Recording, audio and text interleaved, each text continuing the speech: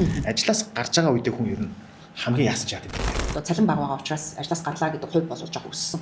Энэ хүмүүсээс бүтээнжийг нь яавал гаргах вэ гэдэг дээр л төвлөрөөсэй гэж бодож байгаа. Жензи үеийнхнийг ингээд бид нар сэтгэл зүйн хувьд ч гэсэн аваад үзэхээр эдгээр сэтгэл зүйн аюулгүй байдлыг маш их мэдэрдэг үеийнхэн.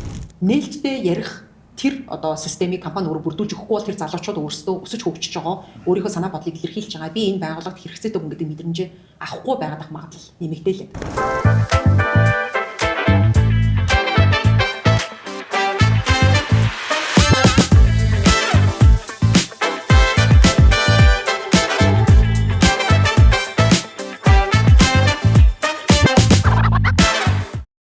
Сайн байцгаана уу эрхэм мөндөд үзэгч сонсогчдоо Жошогийн подкаст эпизод 13 эхлэх гэж байна. Та бүхэндээ 2026 оны шинэ оны мэндийг хүргье. Ингээд энэ онд та бүхэндээ маш олон сонирхолтой подкастуудыг хүргэнэ гэдэгтээ итгэлтэй байна. Ингээд энэ удаагийн цочноор маш чухал нэгэн хүнийг та бүхэндээ уулзуулах гэж байна. Team Consultancy компани үүсгэн байгуулагч, менежментийн зөвлөх оны хичээгээ өрсөн байна. Ингээд манай энэ удаагийн дугаарт 2026 оны эхний дугаарт хүрэлцэн ирж цаг зав гаргасан маш их баярлалаа. Сайн байна уу? Сайн байна уу? Шинэ оны минь. Шинэ оны минь. Оноо сайхан гаргав уу? Оо сайхан гаргалаа. За, онон коучийн хувьд бол маш олон байгууллагууд дээр бас менежментийн болон хүний нөөцийн сургалтууд дээр одоо ордог, хичээл заадаг, зөвлөх үйлчилгээгээрээ бас байгууллагууд бол маш сайн мэддэг. Ингээд ер нь бол нэг цагийн сургалт нь бол хамгийн багадаа сая төгрөгнөөс эхэлдэг.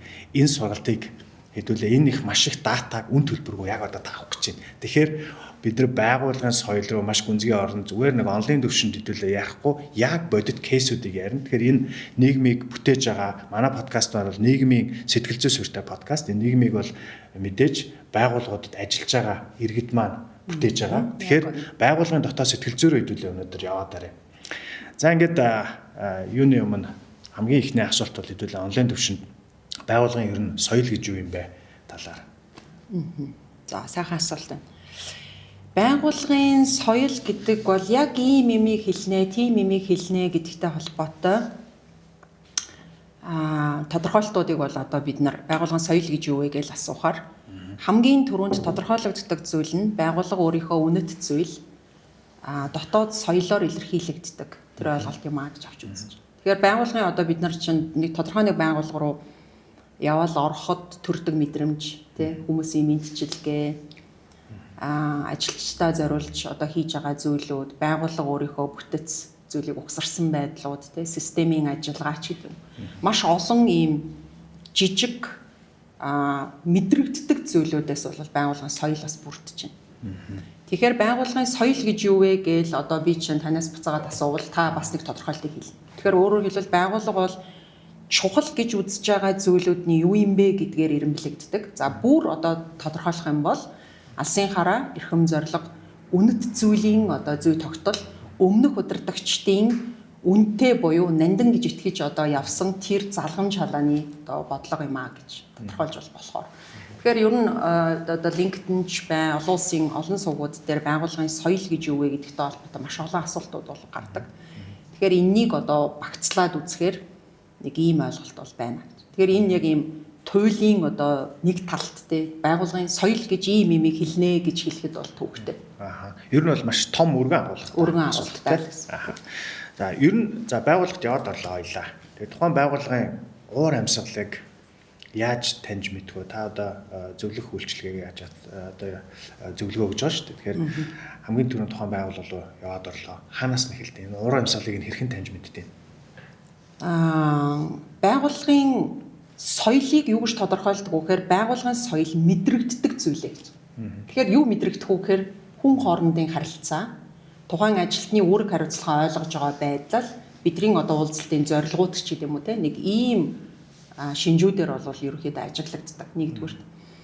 Байгууллагын ер нь уур амьсгал соёлыг тодорхойлж байгаа одоо бид нар бол одоо ISO стандарт нэвтрүүлэх үйл ажиллагаанд ч тэр хүний нөөцийн үйл ажиллагаанд ч тэр ерөөсөө илэрхийлэгдэх зүйлүүд нь өөрөө тухайн байгууллагыг илэрхийлж байгаа ажилтнуудын зан характер, хүмүүстэй харилцаж байгаа харилцаа болвол ер нь хамгийн одоо тод илрэл болдог тийм. Нэг айл гэрт нэг айл гэрийн уур амьсгалыг нэг хүүхдийн хүмүүжил, хүүхдийн зан характераар тодорхойлохдоо бас нэг талтай төстэй.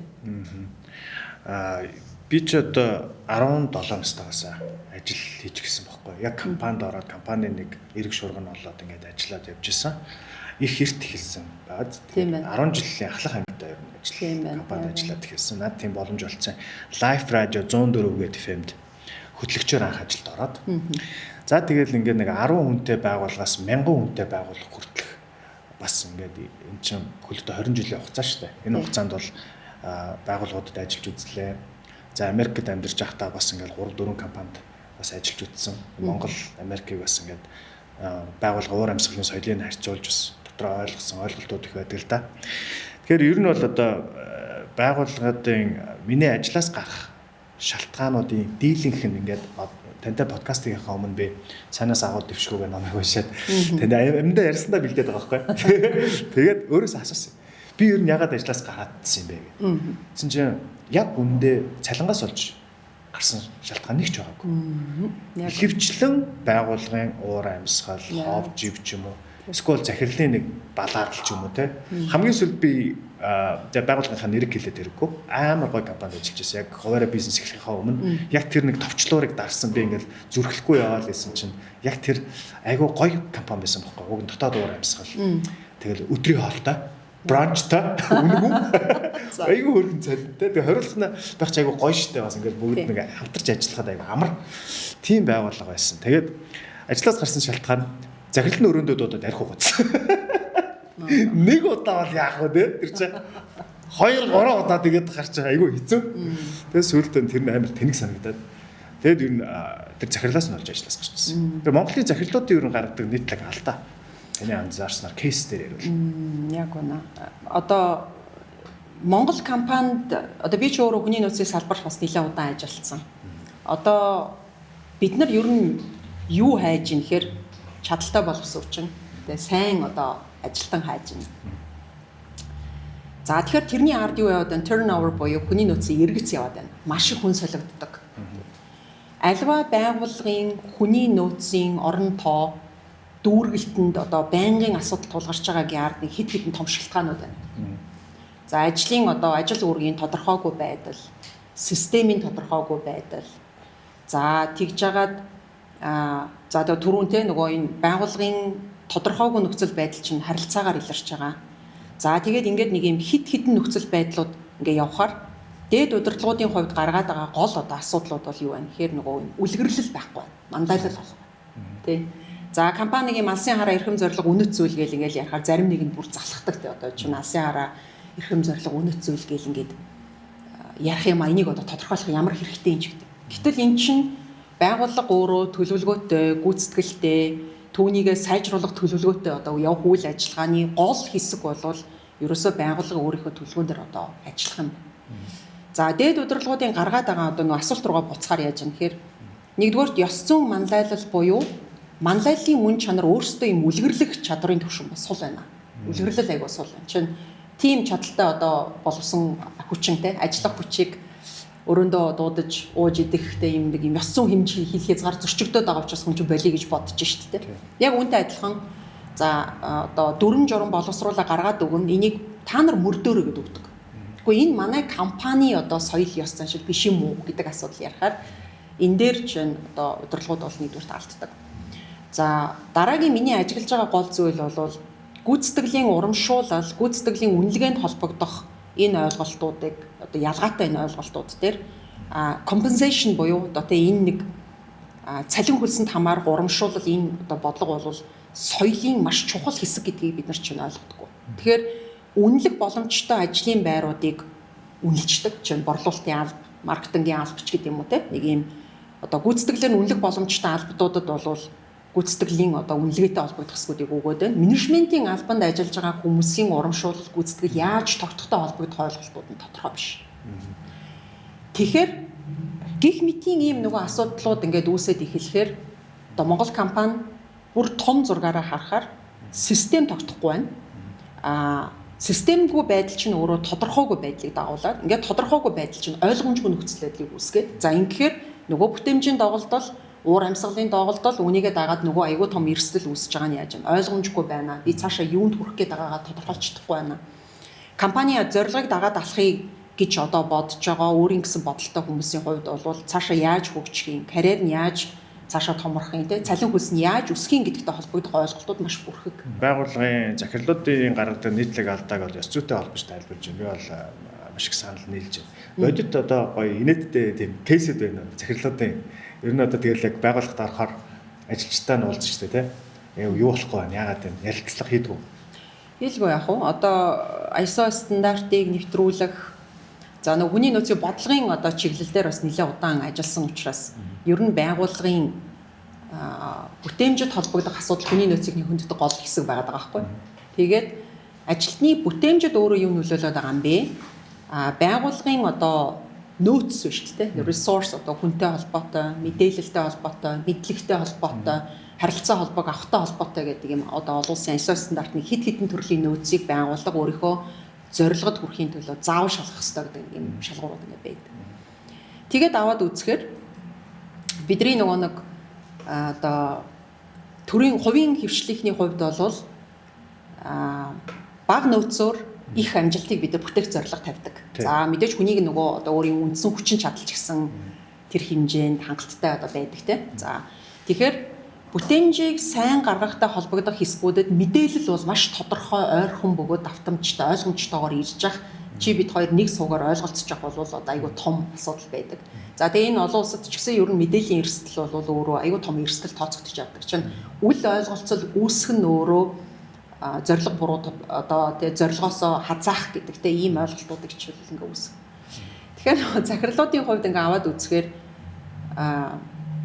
нөгөө мэдлэггүй сайхан сэтгэл нэг тэнгийн төрсөн дүү мүү гэдэг нэг үг энэ төр байдаг тийм. За мэдээж өөрийнхөө одоо зах зээл дээр эзлэх байр сууриа энэ Монголын нийгэмдэр бол хичээж ажиллаж байгаа маш мундаг захирлуудтай л ер нь бид нар бол хөвчлэн уулзаж ингэж хамтарч ажилладаг.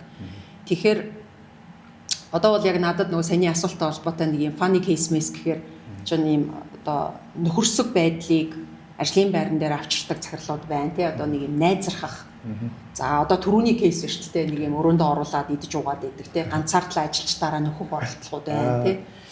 За тэгжээтэл гэтэл яг үндэ бол SEO level буюу гүйцэтгэх удирдлага миний харж байгаагаар бол хамгийн ганцаардмал албан тушаал байдаг тий. Албан ажлын байран дээр бол намайг одоо над шиг ойлгох хүн бол яг үндэ манай удирдлаганд байгаа хүмүүс дотор бол нэг байхгүй. Тэгэхээр бид нар нөгөө C зэрэглэлийн буюу одоо тий чиф төвшний захирлуудтай мэдлэг ойлголтуудаа солилцох үйл явц бол айгүй сайн бас хийгдэх хэрэгтэй болдог ч гэдэг. Тиймэрхүү юмнууд бол байна. Тэгэхээр надад бол нэг юм инээдтэй гэхээсээ илүү уул нь ийм юм гаргаж болохгүй дээ гэх юмнууд бол бас ажиглагддаг. Чин удирдамжийг маш тодорхойгүй өгдөг захирлууд байна. Ам дотроо яриад идэг. Миний бодож байгааг чи ойлгохгүй байна гэдээ уурлаад идэг тий. Би ийм юм бодоо санаа явж ин чи тэрийг ойлгож чинь үү гэхээр яригдаагүй зүйлийг хүн ойлгох уу гэхээр би бол ойлгохгүй л гэж. Энийг тодорхой ярих хэрэгтэй шүү дээ. Тэгэхээр Азийн соёлд бас бид нар чинь нэг юм харцаараа зүрхээр ойлголцсон энэ гэдэг нэг юм ойлголт бол бизнесийн талбарт бол энэ бас нэг тийм цомчтой бас биш байгаад байна. Нэг инээдтэй мэдчих нэг босго давалт Монголын байгууллагууд байдаг. Ялангуяа бүр банкны салбарт байдаг. Нэг босго давах харигдaltaй. Тэр яадаг вэ гэхээр би бүр ингэ сонсчихсон. Ийм скам биш үү? Ийм скамтай ингээд арх хийгээд үзээ. Тэнгүү тухайн компани одоо шинэ ажилд орж байгаа шүү дээ. Тэгээ нэг хүлээн авалтын юу хийдэж штэ. Friday night хийдэж штэ. Тэрнэр ингээд арх хийгээд өгдөг гинэ. Тэгээ тэрээ ингээд заавал дуусгах ёстой. Тэгжиж тэр компани хамт олонд ордог. Oh my gosh. Амар. Тийм одоо хүлээн авах тэр одоо тухайн байгууллагт нэвтрүүлэх тийм үдшилэг тэр босоо давах давалтуудыг та нэг тайлбарлаач. Начаас яар хэцүү. Одоо би нөгөө Солонгост бизнес удирдлагаар сурсан байхгүй. Тэгээ тэр үед нөгөө Солонгос компани бас нэг ажиллаж үзье гэдэг нэг ажлын ярилцлага өгөх гээд. Тэгээ тэр үеийн нэг нэлээд бас одоо Солонгост бол нэлээд том компани тэгэл явтар чинь нөгөө дадлагаар л эхлэн штэ зайлвал нэг тийм тэгсэн чинь нэг солонгос эмэгтэй ирээд эхний сарын цалингаараа ингээд бүх одоо салбарынхаа тийм хилцэх ажилчдыг дайлдсан шүү гэх нэг юм тоглоом шоглоом орчим шиг юм яг тэрүүндээ төстэй юм яваад байна л да тэрүүн шиг юм яваад тэгэхээр яг за миний одоо ажиллаж исэн байгууллагуудад бол заавал одоо бүр ингэж идэж уух ёстой шүү. Тэгээ дайлах цайлах ёстой шүү. Шинэ ажилтнаа нь хуучин ажилтнаа одоо тэгээ кофе цай зөөх ёстой шүү ч гэдэг юм уу. Нэг ийм соёл энэ төр бол хаач нададтай бол нэг тааралдаж байгаагүй. Зүгээр яг нэг юм одоо ганц нэг байгууллагуудаар сонсож байхад нөө шинэ ажилтан байгаад хүлээн зөвшөөрөгдөх үйл явц бол бас ингээд олон янзаар хийгдэж байгаа. Тэгээ нөхцлүүд бол бас байна. Тэгэхээр энэ өөрөө жинхэнэ нөгөө чадaltaй, ёс зүйтэй, зарчмыг мөрдөж ажилладаг ажилчдын хувьд бол одоо давах ёстой зүйл гэж бас бид нар үзэж болохгүй тий. Одоо энийг давж ижил манай компанид бол заавал чи тогтож ажиллах ёстой юм ач гэдэг юм. Ийм үйл явцыг бол бид нарт бас дэмжихгүй байх хэрэгтэй баха тий. Одоо нэг энэ бол одоо нэг тийм зөв соёл бол амар эвгүй гоос тий. Маш эвгүй тий. Гэхдээ ийм хүн сонсч ирсэн юм тест нэг. Тий яг ганц нэг байгууллага бол байна гэдгийг бол ингээд сонсч ирсэн. Тэгэхээр одоо нэг архитект энэ төр бол би чи үеийн өнгөрөөд шүү дээ. Одоо одоогийн хөгжиж байгаа байгууллагуудын хувьд бол тэр үйл ажиллагааг нэг юм ухамсартай, ёс зүйтэй, хүндэтгэлтэй нэг юм илүү утгачтай болгох тал руу явж байгаа болохоос шүү дээ. Одоо нэг юм. Тэгээ наадах ч юм бол одоо их харамсалтай, онцгүй мессеж байна тий. Тэгэхээр манайхан босго давах хэрэгтэй болио. Тий яг үнэн тий байдаг болоо болио. Би нэг 1000 хүнтэй групп компанид ажиллаж ирсэн. Нэрийн дуртахгүй. Тэгээд тэр компани нэг тийм том асуудал. Ерөөсөө компани даяараа мэддэг тэр асуудлыг. Тэр нь болохоор цус артал нөгөө тухайн байгууллага дандаа удирдах төвчнийхэн ажилтнууд хамаатных хүмүүс амар хэцүү. Бүгдээрээ нэг юм хамаатны байгууллага юм аашаа тийм байгууллагуудын цус арталтын талаар энэ ер нь хэр зөв юм? Бүр одоо Монголд бол энэ цус арталтыг баг бид нар хэвийн хэмжээнд хүлээж аваад багш байна тий. Одоо бүр эхнэр нөхөр ах トゥ амраг садан хамтдаа. Гэхдээ санаа нь нийлээд амжилтын төлөө одоо сэтгэл нэгтэйгээр системийг бүтээгээд ажиллаж байгаа бол давай болж байна. Гэтэл энэ нөхцөл байдал нь өөрөө компани одоо хамгийн шудраг ёс зүйтэй бүтээмжтэй ажиллах ажлын ажилтнуудыг шахан зайлуулах оролдлого болдог. Худал хуурмаг мэдээлэл одоо удирдлагын чихэнд хамгийн түрүүнд очих сувг болдог гэвэл бид нар энийг одоо цэвэрлэх хэрэгтэй болж байгаамаа л гэж. Тэгээ олон улсын байгууллагуудыг ингээд одоо нөгөө сайнаас агуудыг түрүү ярьж шүү дээ.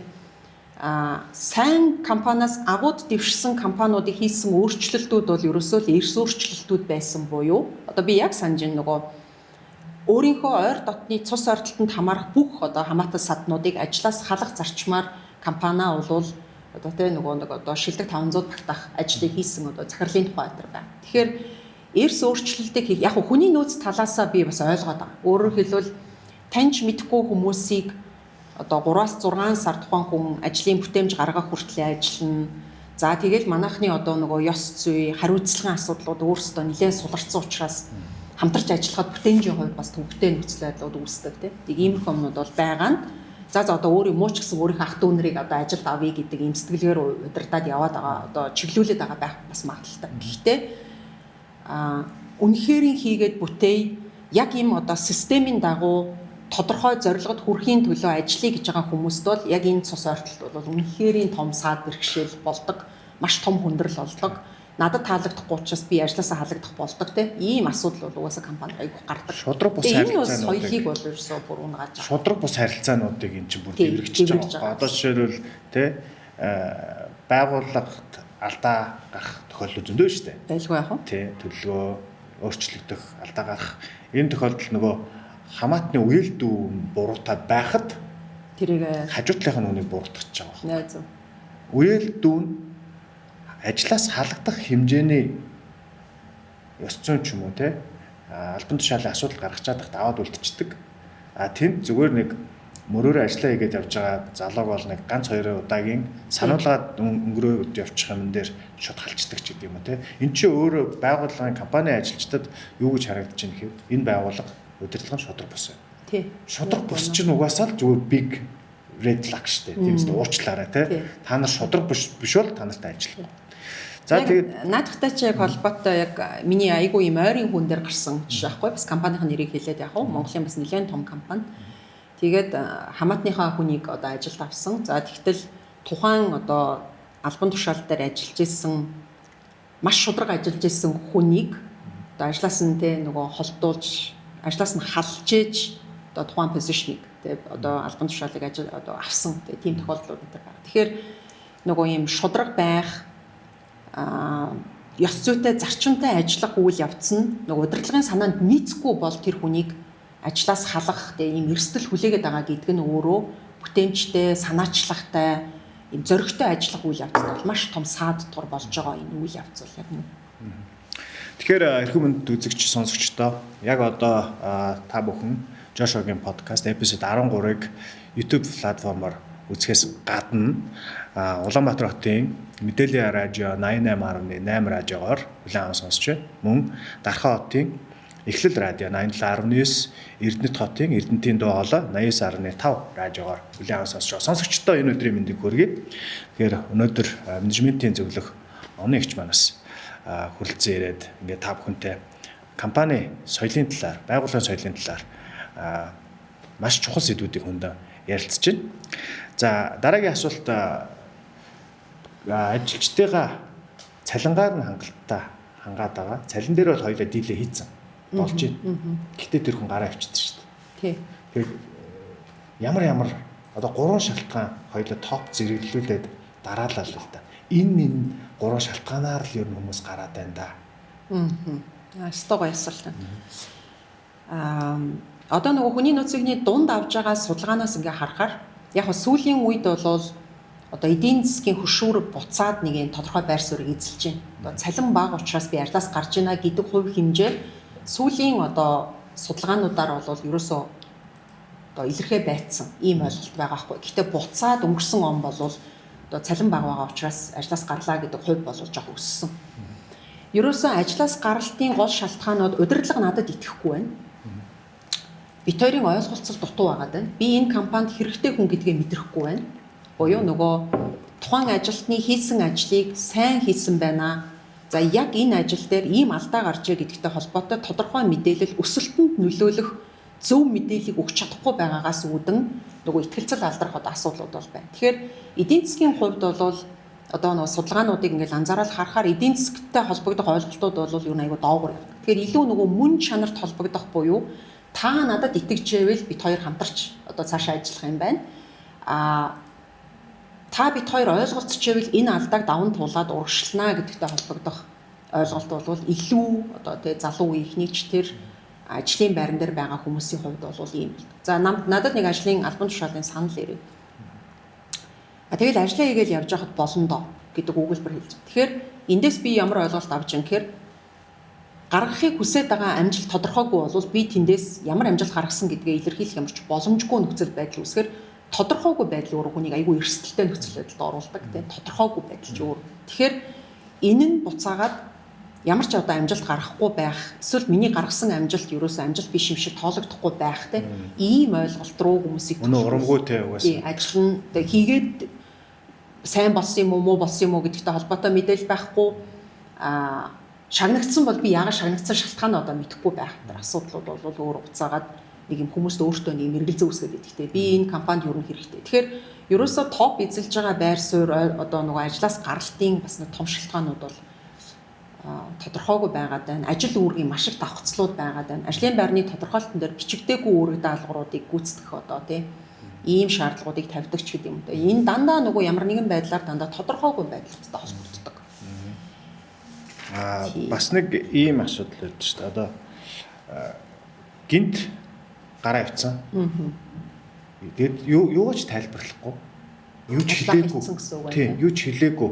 Бүр нөгөө тойрох морхорч зуруулаагүй. Зүгээр л ирээгүй. Тийм. Зүгээр л ирээгүй. Тэгээд энэ хүмүүстэй чи харин ярилцах юм бол одоо энэ нөгөө ажлаас гарч байгаа хүмүүстэй би захирлууд нэг тип өгөх гээд байна л да. Ажлаас гарч байгаа үедээ хүн ер нь хамгийн яасан чаатын дээрээ тавьчих юм байл да. Хамгийн үн дээрээ тавьчих. Яа тэгэхээр дахиж тэнд очиж байхгүй юм чи. Заавал одоо нөгөө дотроо нуугаад исэн бүх юма гарах боломжтой үе чинь яг тэр хүний ажлаас гарч байгаа юм. Тэр үед захирлууд хүний нөөцийнхэн очиод тэр үедээ ярилцах хэрэгтэй. Бүр гэрт нь баг очиод. Тэр яаж иж байгаа. За яагаад? Яг юу болохгүй байсан. За тэр миний анзаарснаар миний эргэн тойрны найз нөхд ингээл ажлаас гарцсан нэг ярьдаг штэ ганц пи өгш яасан ажлаас гарцсан. Ажлаас гарна гэдэг чинь амар том асуудал шүү дээ хүний амьдралын цалингүй болчихжээ. Цалингүй яаж амьдрах юм бэ гээл ингээл хизээч ажилд орох юм те амар том нөгөө гэр бүлийн дарамтууд ер нь хүний ер нь хамгийн хэцүү зүйл бол ажлаас гарах шүү дээ. За тэр ажлаас гарахаар ч хүн ярилцсан шүү дээ найз нөхдөд. Тэгэнгүүт юунаас болсон юм бэ гоо. Тэгэхээр ста уур амьсгал нь ховш юм байна.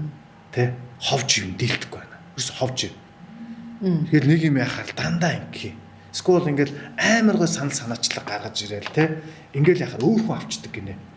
Тэр одоо нөгөө хийсэн ажлынх нь эзэн, шагналынх нь эзэн өөр хүн болчдөг. Скул ховж юм.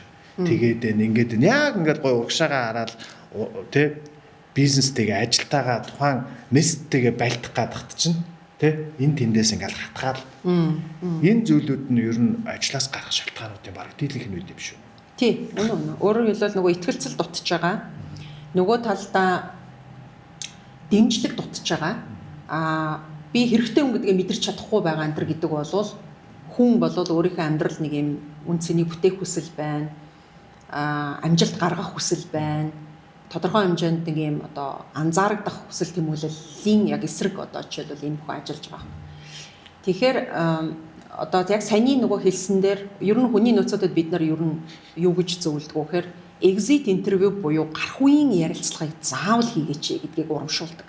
Тэгэхээр одоо энд үзэж байгаа үзэгчид байгаа бол бас хүний нөөцийнхэн бол ажлаас гарсан хүний шалтгааныг тэ заавал сонсдог байгаарай. Тэгээ энэ өөрөө буцаагаад байгууллагад хэрэгтэй ч юм байж магадгүй, хэрэггүй ч юм байж магадгүй. Гэхдээ exit interview бол гарах үеийн ярилцлага өөрөө байгууллага нөгөө өөрийнхөө алдааг одоо олж харах. Бид нар юун дээр алдаад байсан бэ гэдэгтэй холбогдох хэсгүүд олж харах аюу том боломж бас болдог. Тэгэхээр аюу тийм чухал сэдв бас хөндөгдөж байна. Нөгөө талдаа ховж ивтлаас. Энийг яаж таслан зогсоох вэ? Таних уу? Ажлын байран дээр гарч байгаа ховж болвол мэдээлэл тодорхойгүй байдлаас үүдэн гардаг асуудал гэж би хувьдаа үздэг. Тэгэхээр одоо бид нар ISO стандарт нэвтрүүлэл олон л компаниуд дээр ажиллаж байгаа. Мэдээлэл тодорхойгүй байх тусам таамаглал дэвшүүлэгддэг. Дэвшүүлэгдээд байгаа таамаг бол бид нар үүнийг мухагаар хэлбэл ховж одоо сайнаар ярил тэр мэдээллийг нэг тодорхой болгох гээд байгаа оролдлого юм а гэж ойлгож болж байна. Тэгэхээр ховж ивийг бол би одоо өөрийнхөө ажиллаж исэн байгууллагуудаараа таслан зогсоод өгсөн арга маань юу байсан бэ гэхээр бүгдийн зөвлөж агаад нэг амаар албан ёсоор мэдэгдэл хийж тэр нэг юм мэдээллийн тодорхой бус байдлыг сарниулдаг. Нэг үгээр хэлбэл тов тодорхой мэдээллийг бид нар өгөх замаар энэ ховж ивийг одоо асуудлыг бол бид нар таслан зогсоож бас болно. Нөгөө талдаа шийдвэр гаргалтанд холбогдох хэсгүүд тодорхой биш байхаар хүмүүс илүү их гомдолдог, асуудал илүү их яриад эхлэхээр энэ нь буцаад бас ховж болдог. Тэгэхээр энийг хэдүүлээ одоо ялангуяа менежментэд ажиллаж байгаа хүмүүст бид нар бол юу гэж зөвлөж юм гэхээр шийдлийн сэтгэл зүгээр энэ тархиа цэнэглэх хэрэгтэй байна. Тэгээ шийдэл рүү төвлөрсөн байдлаар асуудлыг ярил энэ нь өөрөө яаж юм те асуудал дэвшүүлсэн ярилцлага болно. Яа энэ амар тэнэг ааз гэж ярил эн чинь бид нар ховж ярьж байгаа те нэг юм хэлбэр болоод байна. Тэгээ энэ өөрөө хүний стрессийг бас ерөөсөө бууруулдаггүй. Тийм ойлголт бас байдаг. Ажилтай холбоотой юм ярихгүй зүгээр хуу хүнээ бие авч байгаа байдал баг өмсөн хувцас харагдац гэр бүлийнхэн амьдралыг яриа авчихдээ шүү дээ заримдаа. Энэ бол бүр хамгийн байж болохгүй зүйл. Байж болохгүй. Нэгдүгээрт, хоёрдугаарт энэ бол маш юм төлөвшөөгүй ярилцлага. Тэгээ одоо бид нар бол ийм шинж чанар төвтэй асуудлыг одоо хэдүүл бол ер нь жоохон ардаа хайжтай бид нар сурах хэрэгтэй болчиход байна. Хүн одоо том толгойтой эсвэл ямар нэгэн харагдах байдлын тий одоо майжих ч мэдгүй одоо тийм сонин юм ярьдаг шүү дээ тий. Come on бид нар тэрийг одоо тий майжглаа гоёс тий. Тэр хүний заягдмал шинжийг доромжлох тий энэ бол одоо бид нар хүлээн зөвшөөрч болохгүй айгу том хэсэг. Тухайн хүний зан характер одоо мэдгүй энэ подкастын араас ч гэсэн бидэрт одоо зөндөөл фидбэкүүд ирэх л хал та тий. Үнэхээр ийм одоо ийм шийдэл рүү төвлөрсөн асуудал байл би түүнийг баяртайгаар хүлээгээл аавна. Одоо доромж явбал одоо буцаага хэрэлдэх юм уу яах энэ нэг ийм бол бас онцгүй. Тэгэхээр бидний одоо ингээл нөгөө байгууллагын соёлын асуудалд хамаарах бүх үндсэн ойлголт бол дандаа мөн чанар суурьтай явна. Дандаа хүн хоорондын хүндэтгэл, харилцааны гүүрийг бид шатаахгүй байхтай холбогдохтой ойлголцлыг нэмэгдүүлэх зорилгын төлөөх дээрэс нь тодорхой амжилтуудыг дандаа тоон утгаар илэрхийлсэн ийм ойлголт руу ер нь бол байгууллага одоо чиглэх тусмаа соёлын асуудал бол ингээ хэлбэршээл тэгээд хэлбэр дүрсээ олж яадаг те нэг ийм үйл явц байна л гэж бодож. Одоо энэ жинзээ үеийнхэн чинь ажлын байрны айгүй том масс дээр гараад ирж байна. Тэгэхээр эднэртэй байгууллага яаж ажиллах вэ? Бид нэр очиж ажиллах юм уу? Эсвэл байгууллага дээр авчирж тэгээ соёлт нь одоо суралцуулж ажиллах юм уу? Жишээлбэл 2 жилийн өмнө манай нэг менежер юу яасан баахгүй. Өглөө ажиллаа ирэх байхгүй. Тэгээ гайхаад за одоо утсан болохгүй. Тэгээд сториг нь харсан чи букок тавьчихсан байхгүй. Ямар амир. Тэгээ яасан байх юм гэсэн чи харин юу ячлаа. Гинт явахаар болчлаа. Тэгээд хэд хоногоос ирийгээд чөлөө аваагүй. Тэгээд одоо эднэртэй яаж ажиллах вэ? Одоо яг нөгөө юм Gen Z үеийнхэнтэй холбоотой одоо асуултууд бол удирдлагын түвшний одоо хүнтэй ажилладаг байгууллагуудад бол аюу ихээр тулгарч байгаа асуудлаа гэж би бодож байна. Ер нь ингээ анзаарэгддэг тийм. Нэгдүгürt энэ үеийнхэн болол бүр одоо хэлмээр байгаа. Үнэхээр гайхалтай үеийн. Үнэхэрийн одоо тийм оюун санааны хувьд, сэтгэл зүйн хувьд. Тэгэхээр бид нар ийм байгууллагын энэ залуу үед огт тохирохгүй одоо загварчлал дотор энэ шин залуу үеийнхнийг тохируулж ажиллах тухай ярих юм уу? Ёстой түрүүний асуулттэй бид тэднэрт одоо тохирсон бүтээнжийг нь гаргаж болох ажлын байрыг үүсгэх юм уу гэдэгтэй холбогдох асуудлыг бол удирдлагууд дахин эргэж харах хэлбэр хэмжээ бол болчихжээ. За олон улсын судалгаануудыг харж байхад хайбрид буюу холимог ажлын байрыг бол хүмүүс бол ерөөсөө 76-аас 80% сонирхож байна. Холимог ажлын байр. Өөрөөр хэлбэл өглөө 9-өөс 5-ын хооронд ажиллах сонирхолтой бүлэг нь бол ерөөсөө нэг 18% орчмыг эзэлж ин тэр нь дандаа 45-аас дээш насныхан. Буюу одоо тухайн үеийн ажлын байран дээр нэм тогтмол ажлын цагаар гүйцэтгэлийг гаргаж сурсан хүмүүст хамаарж байна. За нөгөө пандемикийн дараа тохиолдсон байгууллагуудад одоо тохиолдсон маш том асуудал бол ерөөсөө ажлын байрны өөрчлөлтүүд байгаад байгаа шүү дээ. Ажлын байрны стресс бол айгүй ихээр нэмэгдсэн. За тэгэхээр Gen Z үеийнхнийг ингээд бид нар сэтгэл зүйн хувьд ч гэсэн аваад үзэхээр эдгээр сэтгэл зүйн аюулгүй байдлыг маш их мэдэрдэг үеийнхэн. Жин намайг залуу байгаад миний дээд удирдлага намайг загнахад би тэрнийг ажлаас гарах тухай би огт бодохгүйгээр уйлал гомдоол хүлээж аваад маргааш нь ажиллаа буцаал юм. Одоогийн залуучуудыг загнуул юу болох вэ? Жошугийн подкаст үргэлжилж байна. Ингээд манайхан подкастын маань үзэгчдийн 90% нь subscribe дарахаа мартсан байна. Тэгэхээр яг одоо энэ доор байгаа хонхон дээр яг одоо дараад өгье. Ингэснээр та хамгийн түрүүнд цаг алдалгүй шинэ дугааруудыг хүлээн үзэх боломжтой. Бүгдээ хамтдаа контентоо үргэлжлүүлцгээе. Юу гэж бодож байна? Тэгэл гомдчихдээ шүү дээ. Өөрөөр хэлбэл тэд нар сэтгэл зүйн аюулгүй байдлыг чухал тооцдог учраас өөрсдөө илэрхийлэхээс ерөөсөө айхгүй. Тэгээ одоо чөлөө зөвшөөрөл авах энэ үеийг нөгөө эрх чөлөөтэй байх юмтайгаа холиод байгаа юм бол байна уу байгаа. Чинь удирдлагаасаа чөлөө зөвшөөрөл авч агаад гадаад орлогоо явж болно шүү дээ тий. Тэгээ бид нар бол нэг дээд үеийнхэн одоо хамтарч ажиллах хүмүүс бол наад захын энэ ойлголтыг эдгээр мэдэх ёстой шүү дээ гэдэг зүйлийг тулгарч байгаа. Энэ одоо залуучуудын хувьд бол зааж өгөөгүй зүйлийг би одоо нэг залууийг зөвтгөөд байгаа нь бидний хувьд аль хэдийн мэддэг гэж боддог зүйлээ толгооноос авч хаяад энийг ч гэсэн мэдэхгүй байж магадгүй байна гэдэг талаас нь бид нар одоо ойлголтуудыг нээлттэй ярилцах хэрэгтэй байна. Тэгээ энэ залуу ихнийг ажиллахаар ийм хүндлэл одоо шаарддаг.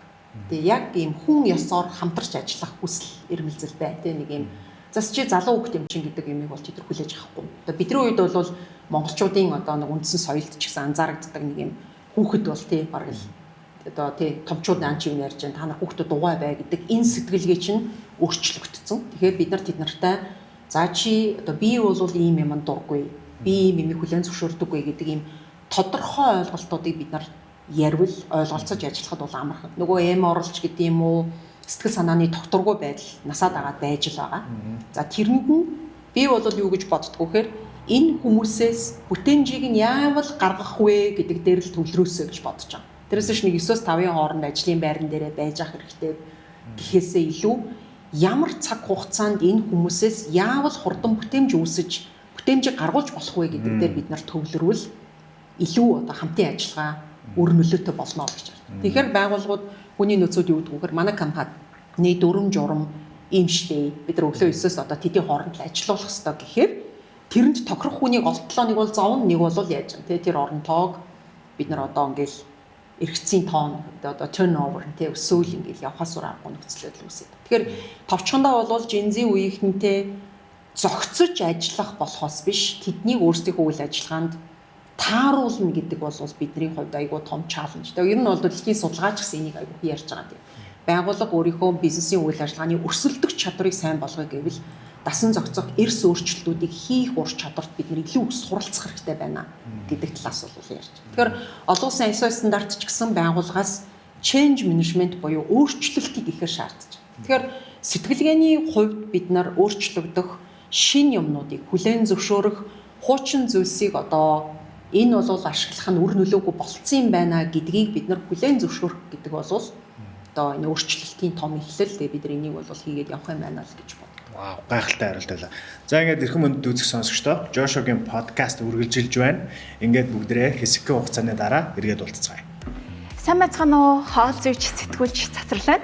Ажлын онцлогоос шалтгаалan олон цагаар сууж ажилладаг. Тэгээ үүнээсээ болоод нурууны суулт өгөх, илүүдэл жинтэй болох хөдөлгөөний дутагдлалд орох гэд олон сөрөг талууд гардаг. Тэгвэл энэ бүгдийг нэг дор шийдэх боломжтой ухаалаг ширээ.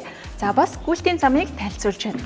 Их хөвгдөх боломжтой энэхүү гүйлтийн зам нь 6 давхар пүршний хамааттай учраас доотлынхаа офис болоод айлд чимээ өгнө гэж санаа зовхгүй хэрэглэх боломжтой.